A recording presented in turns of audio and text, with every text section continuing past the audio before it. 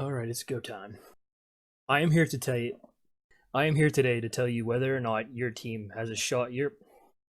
I am here today to tell you whether or not your NBA team has a shot to win it all this year. That was the intro.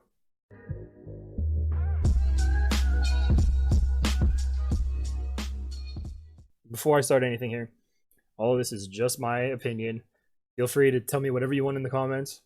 Let's have a debate. I don't need to debate you, but we could talk about it. Debate's the wrong word. I hate that. I hate that's what every show is now. Here's my thoughts. So let's just start at the bottom of the West so we can. We'll start at the bottom of the West just to make this easy. So basically, if the 9 seed is within 4 games or less of the 8 seed, they'll have a play-in game. Now, for prediction's sake, I will predict that I think either the Grizzlies or the Pelicans will make it. It seems like Damian Lillard has something with his foot that doesn't seem great. So without him, I don't think the Blazers really have a shot. And then the rest of these teams I don't think they have enough. Kings are okay. They don't really like. I love De'Aaron Fox, but I don't really know if they have a lot other than that. Spurs, no LaMarcus Aldridge, and then just like a lot of young players. And then the Suns are they're 3 games behind, so I don't really know how they would even catch them to begin with.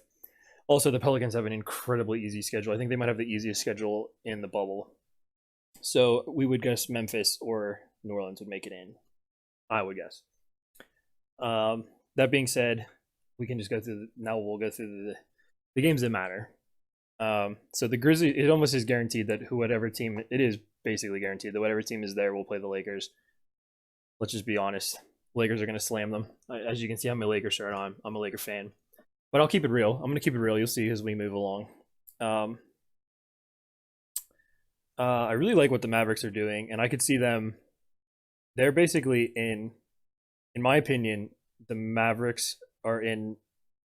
If I had to tier the teams, I would have the Lakers and Clippers in a tier above the rest, and then I would have. I think honestly, I might have the Rockets and the Mavericks in between, like as the second tier, and then the Nuggets, Jazz, and Thunder a little bit below them. I feel like all those teams just kind of.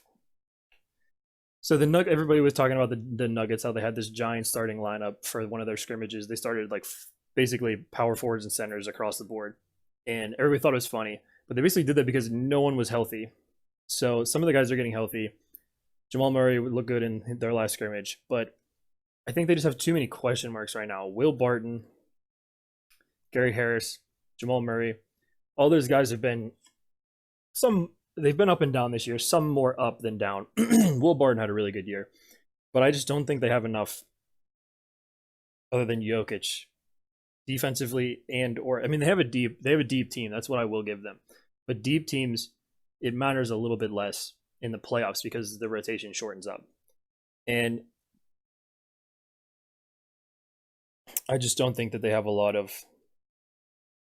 don't think they have quite enough from those other guys around Jokic. And Jokic is a good player, but he's not an incredible defender either. He's a decent defender, but I don't think all of it adds up enough to really have a shot at the title. But at least I believe they have their whole team, unless I'm missing someone. We'll talk about the Jazz.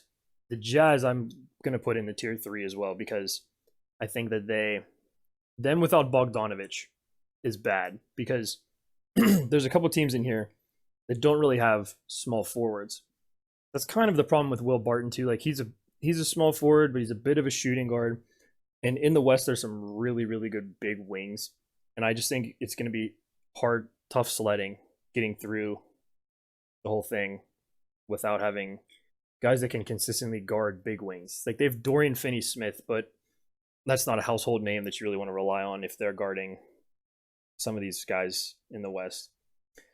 But yeah, same with the Jazz. Bogdanovich is basically the only small forward on the team, and they were kind of playing some weird lineups. Like I think they might have played Tony Bradley and Rudy Gobert together, just trying to fill the holes. And I feel like their offense is a little bit stale without Bogdanovich too. Like I remember last season, it felt like, maybe Donovan Mitchell comes out and is an absolute stud. but it felt like there was just a little bit too much offensive weight on his shoulders. And Bogdanovic was supposed to be the answer for that this year, but he's gone. So that team seems way too. I know I was just talking about how depth isn't necessarily as important in the playoffs. Well, it is whenever you only have a few guys that you can really rely on, and they could use a few extra here. That being said, I think that all these teams in the West, 1 through 7, are all very good teams. So I'm not, and then the Grizzlies are a good young team, but they're obviously there's a little bit of a split here. And then the Thunder, I think everybody would agree that the Thunder overachieved this year. I mean, they're a good team, and I love almost all their players. I like watching them play. I love Steven Adams, but they just seem like they're built like a regular season team. Like they've just kind of manufactured wins. They are also another team that barely has a small forward on the team at all. They're playing like Darius Baisley and Lugans Dort and people like that. Just trying to throw together a small forward in the lineup. They were finishing games with 3 point guards out on the floor at the same time, which was kind of cool. And I guess maybe if they're playing another team that might have a little bit of a wonky lineup, it could be fun to watch. But I don't see how that pushes through the whole playoffs. So that's why I'm putting them in. I would give them a little bit of a third tier. Now to the Rockets. Now this is kind of weird because I guess I'm taking some weird arguments from other teams that I've used. But Harden and Westbrook were so we didn't really get a large sample size of the trades that they made after the trade of the team and what they really looked like after they traded for what am I doing? Robert Covington. God. After they traded for Robert Covington. Actually, we'll just go in here. Now, I don't think that they have a super deep lineup, but I think they have enough guys around them that have very specific jobs. Like, I mean, Daniel House. Daniel House was having a good season, and like PJ Tucker, Ben McLemore if he can make a couple shots, and then like Austin Rivers just make a couple shots. I know that this is going against my depth argument. If they do get an injury, they're done. But Harden has always like choked in the playoffs or whatever we want to say, and they've always gone into these really bad shooting slumps. This seems like this is their last shot because they have to be fresh. I mean, everyone's fresh, obviously, but people have either said that Harden is like soft or he's tired. That seems to be like one of the top. Like it's either he's playing too many minutes in the regular season or he doesn't have it in the playoffs. This season, they don't really have the tired excuse. So I think that we can get like a really good picture of what they're capable of if they get it, because they're going to be shooting the ball. And I mean, if you guys remember one of the last games before the break, the Rockets dismantled the Lakers. And I know it's only one game, but I mean, we saw what they were capable of. And the Lakers were pretty hot then too. So I think that their ceiling is higher than some of these other teams, but their floor could be a little bit lower. But that's why I'm giving them more of a shot than some of these other teams. And then kind of the same with the Mavericks, or kind of the opposite with the Mavericks, I guess. They just have like a lot of random guys. They kind of feel like a Nuggets. It's like one really good player and then a lot of guys that play a role. But the Mavericks just seem like, I mean, they have like one of the top offenses in the league. Then they have enough guys that have a role that seem like they can be reliable enough, like Seth Curry, guys kind of like that. Like they're not trying to do too much, but they're good at what you're asking them to do. And then you have Luka running the whole show. And I think Luka's more versatile than Jokic. I'm not saying he's a better player necessarily or like a better defender or anything, but that role could be a little bit more vital in really tight playoff series. So I would give the Mavericks a slight edge over the rest of those teams, I think. But that being said, they lost Dwight Powell. I think someone else might have got hurt on their team. So I don't love their chances to make it to the finals or anything, but I think that they're a decent team. But now these are the two that we really have to worry about. So I said this in one of my past NBA videos, but I think that the Clippers are going to win the whole thing. And I really hope that they should stay 1 and 2 because I really want to see them in the conference finals. And if they both are 1 and 2, the way that the playoff would work out, they would play in the conference finals. The Clippers are missing a couple guys right now in the beginning. They're missing Montrezl Harrell, Lou Williams, and Patrick Beverly, but they're all expected to be back around first round. I mean, even if they come back in the first round, I think that the Mavericks could give them a shot. Hopefully, their players are back. If everyone's back and they got the whole rotation going, I think they're the best team in the West. They just have more options than the Lakers do to move players around and put in lineups that can compete with whoever they need to compete with. And part of it comes down to just the fact that the Lakers replaced Avery Bradley with Dion Waiters and J.R. Smith. Not that those are bad players, but I don't know if that's quite exactly going to get the job done at certain points. And it's a slight edge. I'm not trying to shit all over the Lakers right now. Believe me, I don't want to. But I can't wait to watch that series. But yeah, that's the West. Let's go through the East here because I'm taking way more time than I was expecting. Wizards, no shot. Sorry. I mean, they're 5.5 back, and their two best players are probably two of their only good players. Bradley Beal and Davis Bertans aren't coming, so basically just cross them off. The Magic, basically, I mean, they're 5 games under 500 and they got into the playoffs. But I mean, if you're a Magic fan and you're watching this, I'm sorry, but like you should just be happy to be here. They're just not at the same level as any of these teams. The Nets should basically just be happy to be here too, because pretty much like four of their top 5 players maybe aren't playing. It's like KD's not playing, Kyrie's not playing. Is it Karis LeVert or Dinwiddie? One of them's not playing. I forget exactly who's all not playing, but like they've been like signed. They had to sign Jamal Crawford, and I think they signed somebody else. Didn't they sign somebody else that was like a random name?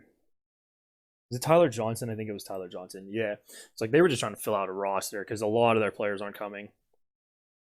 I wish I could remember. I'm having a brain fart now, but yeah, basically whoever gets matched up against these two is just kind of free, and it should be the Bucks and Raptors that get those. So that'd be a nice little first round for them. I'm gonna skip the Sixers because I want to talk about them a little bit more. Pacers, really nice for them that Oladipo decided to come, but it seems like Sabonis is gonna miss at least 2 weeks, and that's really bad for them because also their backup center Goga Bitadze is supposed to miss a couple weeks too, so they really only have one center, and I love Miles Turner, and I've always been frustrated that the Pacers didn't really give him a shot because they were just Sabonis they were playing them together, and it seemed like that was throwing a lot off with Miles Turner. So I'm excited to see him get free reign, but I think whoever they get matched up against, they're just a little too thin. I mean, I love their team, but with the big men, they might be a little bit too thin unless they can figure some stuff out. But they're a good team, but I think that they might be last in all of these just because of their lack of big men right now. I love the Heat. So I love the Heat. But I think that their team they're kind of like they have a lot of guys that know what their role is. And I think so Jimmy Butler looked really good. The Sixers really relied on him to score in the playoffs last year, and he did a pretty good job. And I think the Heat are kind of going to have a similar situation in some crunch times. Like they have some guys who can shoot, but a lot of them are rookies, and some of them might be inexperienced, and they might only have like these specific skills, and some of them are really bad at like Duncan Robinson is pretty bad at defense. And then their centers kind of only have these specific skills. I mean, Bam's good, but then like Myers Leonard's kind of a shooter, but he can't really do a whole lot else. And then Kelly Olynyk can kind of shoot. Like they both kind of have like these little. You're not sure if you're going to be able to just throw them in and rely on them 100%. But they have a lot of good players. But I just have like everything is a little bit. You don't feel incredibly confident, but I love them as a team. I love Bam. They have a lot of good guys, and they have a good coach. I think that I would say that this whole group of teams in total might be like a little bit weaker than the East, than the West. But I mean, they're still a really good team, and I would love to see them go really far. Okay, Celtics.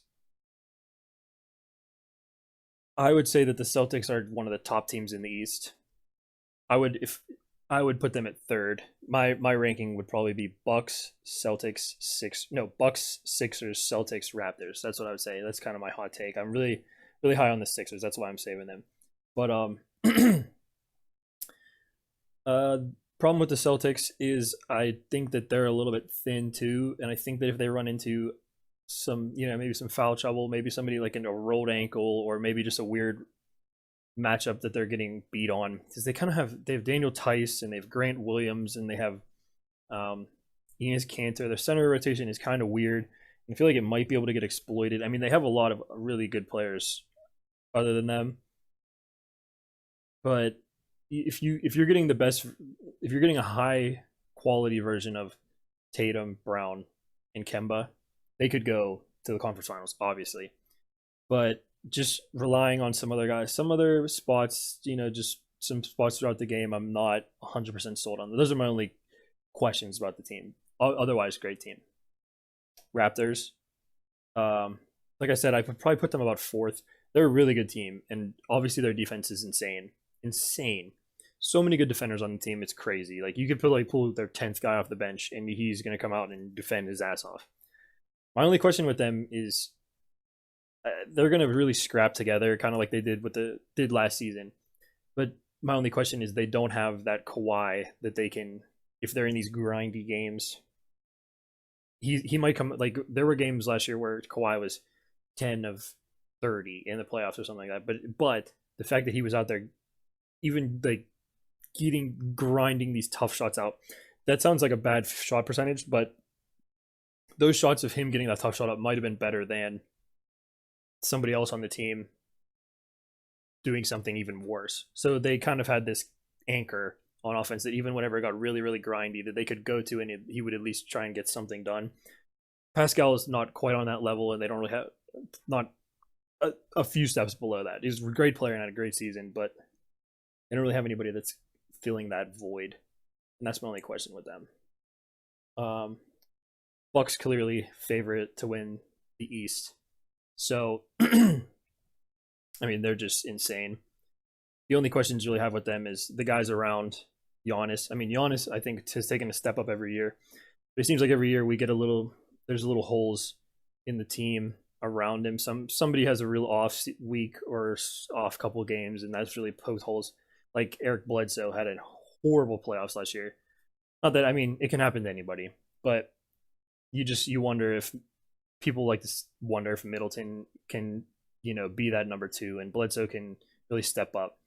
But I mean, George Hill is probably not going to shoot 45% from three for the rest of the playoffs. But I mean, it's hard to question those guys right now. But those are as history, as the last playoffs has shown, I guess we would like to see it before we believe it. But they're an insane team. But this is my special pick this year. I mean, pretty much a lot of people are on this, even at the beginning of the season.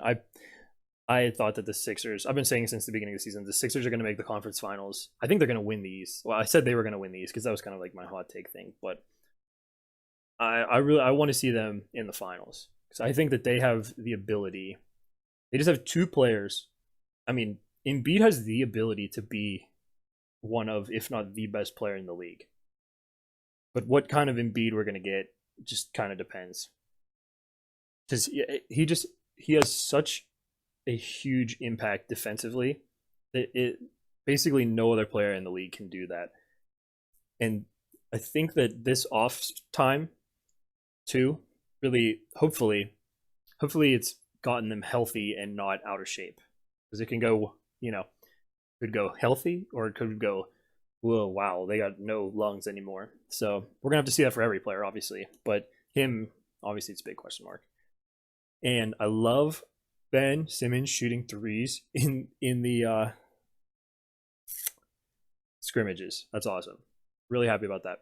And if their offense can just get a little bit of flow, they put Al Horford on the bench. They're starting Shake Milton now. I think that's a good change. And they've had enough time that maybe when they weren't even not necessarily working together, but they could work through some of this stuff. Because there were some teams that were just kind of chugging along. So 4 months off, maybe they didn't. I mean, they were obviously talking strategy, but they didn't necessarily have to kind of revamp their offense like the Sixers just were when this happened. So they had some time that maybe they weren't physically working together, but they could at least get the situations, maybe get like a really tight rotation, talk about how they can overlap Ben Simmons. It seems like Ben Simmons, Al Horford, and Embiid Horford was shooting really poorly from 3, which is a big problem because that doesn't usually happen for him.